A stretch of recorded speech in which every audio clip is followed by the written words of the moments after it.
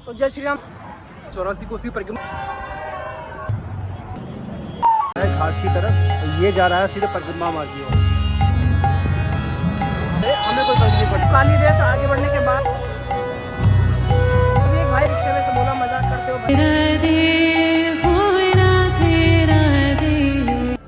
तो राधे राधे सभी को। आज ब्रज की परिक्रमा के लिए हम आए हैं। ब्रज में कम से कम 84 कोसी परिक्रमा सबसे बड़ी परिक्रमा मानी जाती है। उसके बाद आती है गोवर्धन की परिक्रमा और फिर उसके बाद आती है भाई वृंदावन की परिक्रमा। आज हम वृंदावन की परिक्रमा देंगे जो कि 8 से 10 किलोमीटर की परिक्रमा है। कितना समय लगेगा ये तो हमें भी नहीं पता, बट इस परिक्रमा के मार्ग में जितने भी मुख्य मंदिर हैं, प्राचीन मंदिर हैं, उनकी विशेषता हम आपको बताएंगे और एक अलग तरीके से बताने का प्रयास करेंगे। तो आशा है कि आपको ये ब्लॉग हमारा बिल्कुल बहुत ज़्यादा अच्छा लगेगा, क्योंकि वृंदावन ब्रज का भाई एक अलग ही आनंद है। तो मिलते हैं आपको इसी ब्लॉग के अंदर, चलते हैं फिर।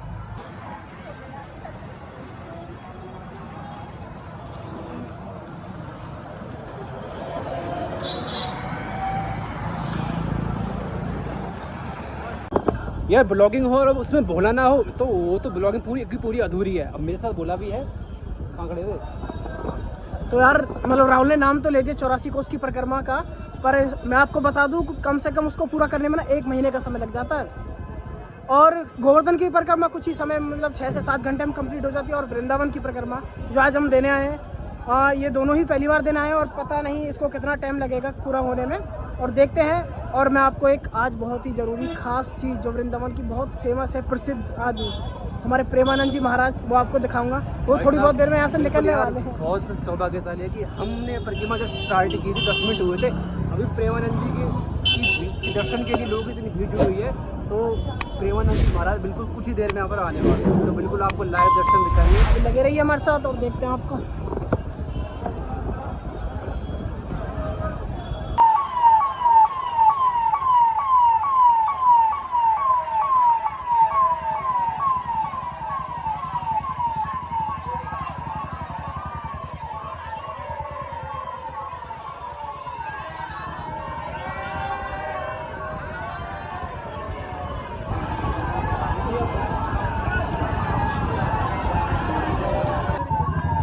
ना देखन दे यार।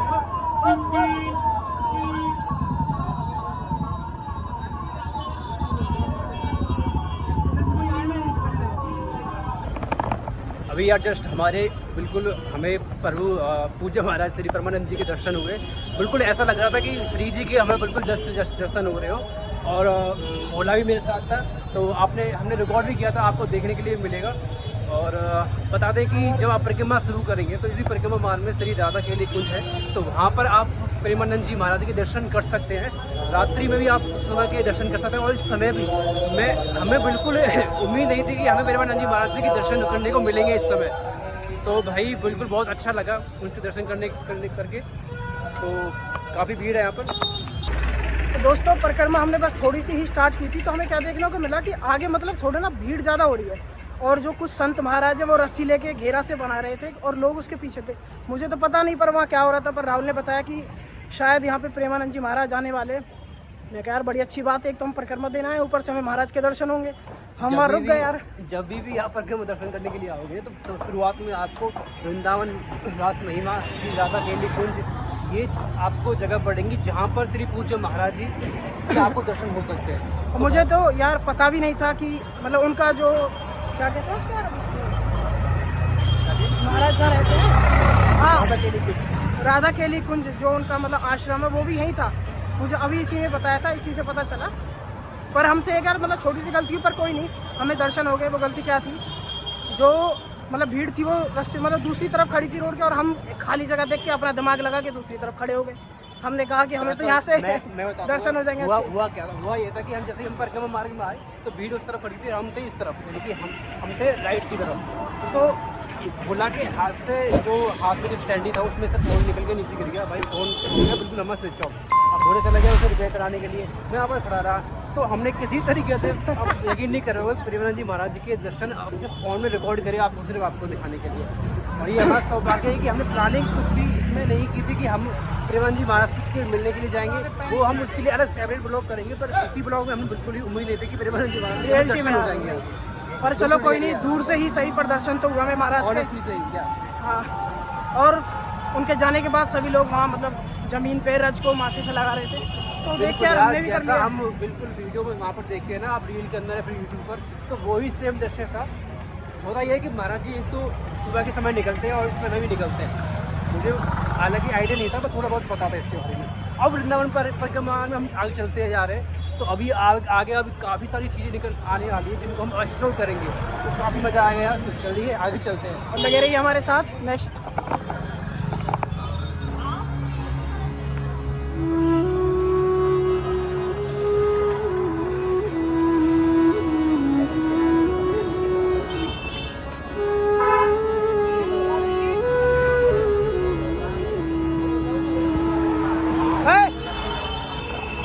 प्यास लगी है, पानी पी।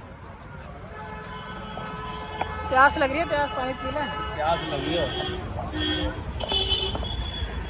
यही चीज़ तो यार मुझे सबसे ज़्यादा अच्छी लगती है यहाँ की, चाहे वृंदावन हो या गोवर्धन, खाने पीने की तो आपको कभी भी बिल्कुल कोई कमी महसूस होने ही नहीं वाली। अब यहीं देख लो, हर 200-300 मीटर की दूरी पे आपको ऐसे ही पानी के प्याऊ मिल जाएंगे।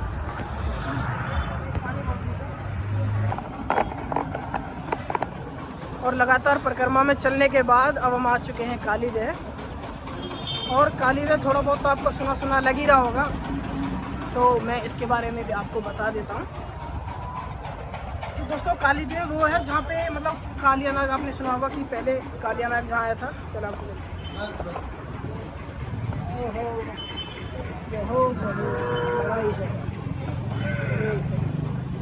अभी बीच में हम परिक्रमा मार्ग से चल ही रहे थे, तो अभी कालीदेह पर हम थोड़ा दर्शन करने के लिए रुके हैं। तो ये कालीदेह जो आप मेरे पीछे देख रहे हैं ना, ये वही जगह है जहाँ पर श्री कृष्ण ने अपनी गेंद लेने के लिए श्री यमुना जी के अंदर कूद गए थे, और कालियानाग ने जो विष यमुना जी के अंदर प्रवाहित कर दिया था, तो वही विष श्री कृष्ण ने अपनी लीला के हिस्से निकाल दिया था यमुना जी के अंदर, तो पूरी शुद्ध कर दी थी यमुना। तो काफ़ी प्राचीन जगह है। और ये इनको आपने पहचाना, ये वो कदम का पेड़ है जो श्री कृष्ण के समय का है। बहुत ही काफ़ी हजारों साल पुराना कदम का पेड़ है ये, दर्शन कर लीजिए। अब कहा जाता है कि ये कदम जी के पेड़ में काफ़ी सारे ऋषि मुनि, राधा जी, काफ़ी चीज़ें समाई हुई हैं। जो भक्ति लोग हैं वो अपनी श्रद्धा के अनुसार यहाँ पर देख सकते हो उनको। तो मेरे पीछे जितनी भी आकृतियाँ बनी हुई हैं, दृश्य बने हुए, तो हर एक चीज़ यहाँ पर वो बयान कर दिया कि किस तरीके से श्री कृष्ण ने कालियानाग का जो विष था वो यमुना जी के अंदर से निकाला था। आप देख सकते हैं। राधे राधे। भाई साहब बिल्कुल यकीन नहीं कर रहे होगे, अगर आप यहाँ पर आए होंगे तो आपको पता होगा, अगर नहीं आए तो जान लीजिए भाई, बंदरों से सावधान रखना है, अपने आप को नहीं अपने सामान को। अब इन्हीं को देख लो कैसे मस्ती सूझ रही है भाई, पीछे से आगे परेशान कर रहे हैं।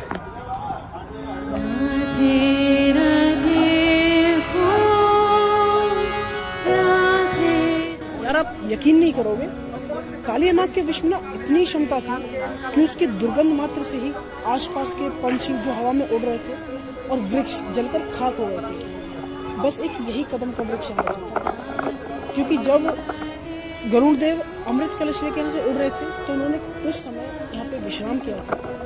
परिक्रमा यार काफ़ी बड़ी है, काफ़ी सारी चीज़ें आपको देखने के लिए मिलेंगी। अब 251 मीटर चलने के बाद हम आ गए चीर घाट पर। अब यहाँ पर काफ़ी सारी चीज़ें हैं, पर अभी मेरे पास हैं बंदर, और संभल के चलिए भाई, संभल के। चीर घाट के बारे में बता दें कि वैसे तो यमुना तट पर काफ़ी सारे घाट पड़ेंगे, पर सभी प्राचीन घाटों में से एक है चीर घाट।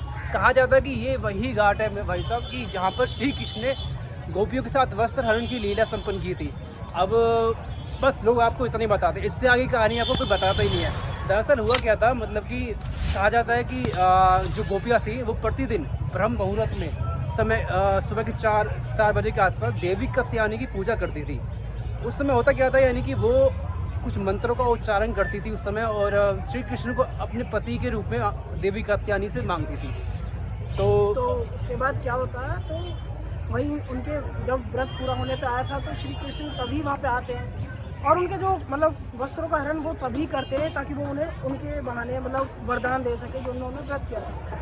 तो जो हमारे पीछे जो कदम का पेड़ है दोस्तों, ये वही पेड़ है जिसपे उन्होंने कपड़े गोपियों को चुरा के जहाँ पे कपड़े रखे थे। भाई जो पीछे देख रहे हो ना, आपने कभी सोचा था कि हमें आपको कभी उस कदम के पेड़ के दर्शन करने के लिए मिलेंगे जो काफ़ी हजारों साल पुराना है? जी हाँ, ये भाई वही कदम का पेड़ है जहाँ पर श्री कृष्ण गोपियों के वस्त्र हरण करके टांगा करते थे। अब देख लो, काफ़ी प्राचीन समय द्वापर युग का पेड़ है ये कदम का पेड़, मेरे पीछे जो आप देख रहे हैं। बंदर भी है और बंदर भी हैं, बंदर भी काफ़ी पुराने हैं, पर बंदर से हमें हर जगह पर संभाल के कदम रखना पड़ रहा है, ठीक है ना। तो जो कहानी है इसके पीछे वैसे तो यही बताई जाती है, पर दूसरी कहानी ये भी है, जैसा कि आपको इसमें बताया जाता है, जैसे कि हमें जो जानकारी मिली थी कि श्री कृष्ण जो थे, यानी कि उन्होंने गोपियों के वस्त्र इसलिए हरण किए थे, तो वो एक संदेश देना ये चाहते थे कि यमुना जी में आप कभी भी स्नान करो तो यमुना जी में कभी स्नान आप निर्वस्त्र नहीं कर सकते। आपको कभी भी यमुना में अगर आप कभी स्नान कर रहे हो तो आप वस्त्र पहन के स्नान करो। तो इसीलिए वो एक संदेश देना चाहते थे, तो इसलिए उन्होंने गोपियों के साथ वस्त्र हरण वाली लीला रची थी। तो यही कुछ मान्यताएं हैं और यही प्राचीन चीज़ें हैं जो आसपास के लोग और जो वेद पुराणों में कहीं कहीं बातें हैं। तो देख सकते हैं आप मेरे पीछे काफ़ी सारी चीज़ें आ जाती हैं, भीड़ बहुत भी है यहाँ पर। तो यार जैसा कि चीर घाट के बारे में आपको राहुल ने बता ही दिया, और मैं मतलब एक बात यार मानने की, इतना साल पुराना पेड़, मतलब द्वापर युग से जो अब तक है, और पूरा का पूरा हरा भरा है, जिसमें मतलब ना तो सूखा ना कुछ। और आज के टाइम में कहाँ इतना देर रुकते हैं पेड़, ज़्यादा से ज़्यादा 10 साल 15 साल, फिर वही सूख के कुछ ना कोई कट जाते हैं या गिर जाते हैं, यही होता है उनका। पर कोई नहीं, ऊपर वाले की लीला, ये जो हमें पेड़ देखने को मिला। और एक चीज़ और यार, मतलब आपको जो यमुना का तट दिख रहा है ना, ये तट मतलब पहले पास ही हुआ करता था, फिर काफ़ी टाइम बाद जब यमुना ने अपना मतलब रास्ता चेंज कर लिया तो थोड़ा गैप इनमें बन चुका है, और इसलिए पेड़ से थोड़ा नदी का जो रास्ता थोड़ा दूर है, और कुछ नहीं। बाकी थोड़ा डर भी लग रहा है, क्यों? क्योंकि बंदर यहाँ पे बड़े हुए, जिन्हें फ़ोन छीन के ले जाते, फ़ोन का ही डर है हमें ज़्यादा, और तो किसी चीज़ का नहीं है। यार हमारे अंदर ना सच में इतनी क्षमता नहीं है कि हम श्री कृष्ण जी की लीलाओं का अपनी इस वाणी से वर्णन कर सकें, बट इन चीज़ों को देखकर आपके हृदय में एक अलग सी ललक या कहीं तो उमंग उठेगी, जो आपको श्री धाम वृंदावन आने के लिए प्रेरित करेगा। वही जस्ट हम काली से निकले थे, तो अभी परक्यों मार्ग में पड़ती है ही मार्केट, मदन मोहन टेम्पल के बिल्कुल नज़दीक की पड़ती है। तो काफ़ी सारी भीड़ है, क्योंकि भाई आज संडे भी है और सावन का महीना है, तो काफ़ी सारी चीज़ें आपको देखने के लिए मिलेंगी। आप चाहे तो यहाँ पर कड़े, कुंडल, मालाएँ सब कुछ खरीद सकते हैं, बहुत सारी चीज़ें हैं यहाँ पर, काफ़ी भीड़ है।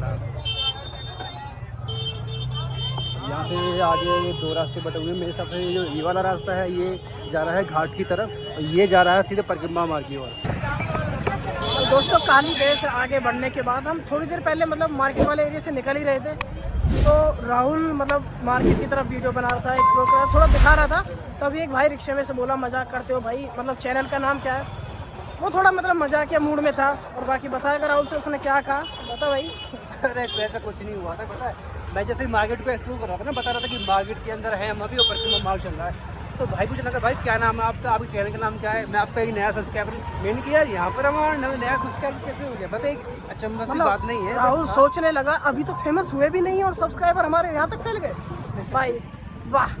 पर कोई नहीं, मुझे पता यार, वो होते ना, मतलब कुछ लोग स्टार्टिंग में होते ना, वो मजाक उड़ाते हैं, पर्पस है, वही था वो। हमारा पर्पस है ब्रज के आपको दर्शन कराना, आपको वो समय के दिखाना जो श्री कृष्ण ने जहाँ पर लीला करी थी, वो स्थान दिखाना, वो स्थल दिखाना।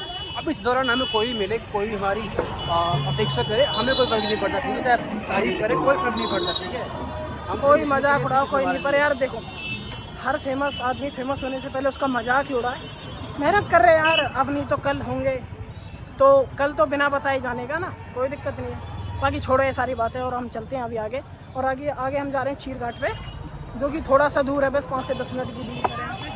तो चलिए एक बार कंफर्म कर लिया राहुल है।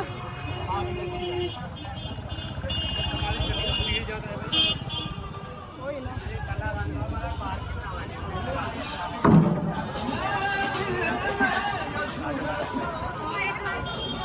भाई ने बताया कि चीर घाट बिल्कुल आगे वाले चौराहे पर है, मुझे लगता है कि 50 से 100 मीटर की दूरी पर ही होगा। हाँ वही हो गया ना, 5 से 10 मिनट की दूरी पर ही। देखो ये साइड बिल्कुल यमुना घाट जा रहा है, पर यार पहुंचती है, आपको कुछ दिखाई नहीं। आज ना गर्मी बहुत ज़्यादा है, और देख ही रहोगे माथे, मतलब कितनी देर की हमने स्टार्टिंग की थी ना वीडियो, तभी जी ब्रज की रज लगवाई थी, और अभी तक वो सूखी नहीं है, पूरी माथे पर पूरी की लिए।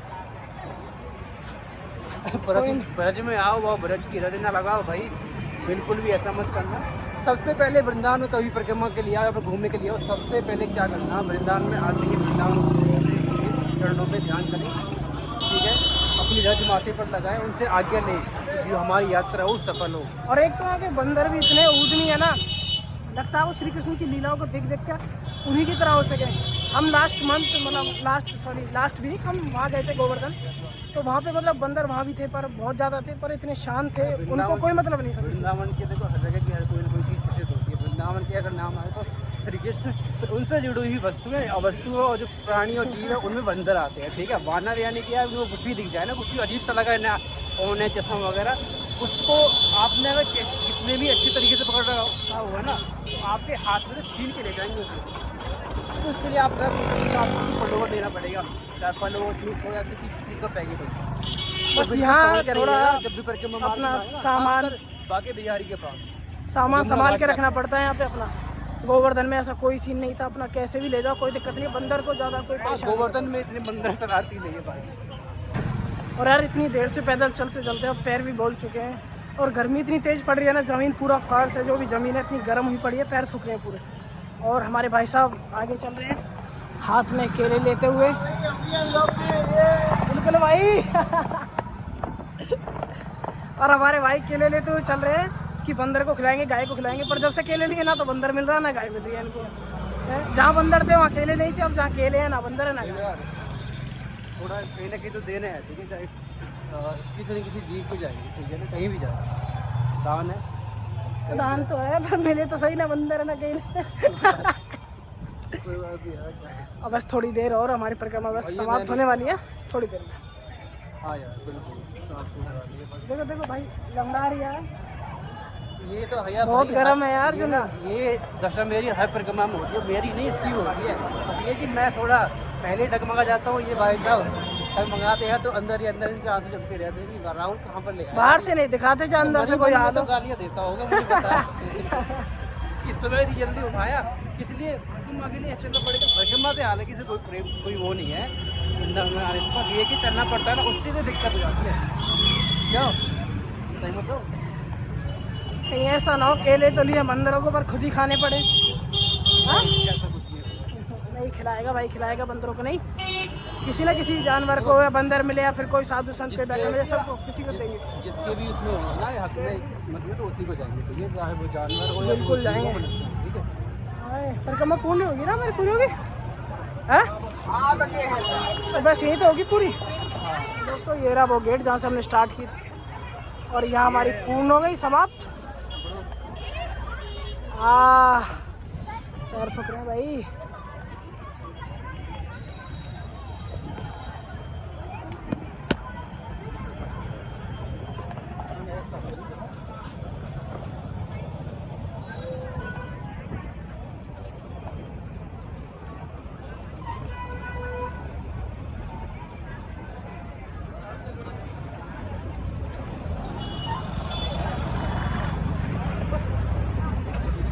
फटाफट चलते हैं भाई, चप्पल जूते लेने। जल गए यार, पैर जल गए।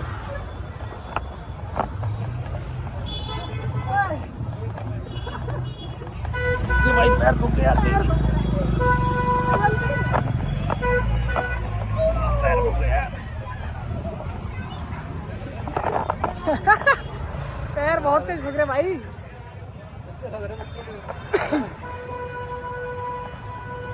एकदम कोयले पर चल रहे हैं बिल्कुल।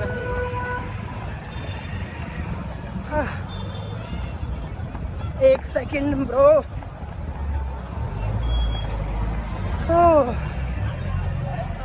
परिक्रमा तो हमारी वहाँ पूर्ण होगी, बट हम लेने जा रहे हैं अपने जूते, तभी थोड़ा राहत मिलेगी यार।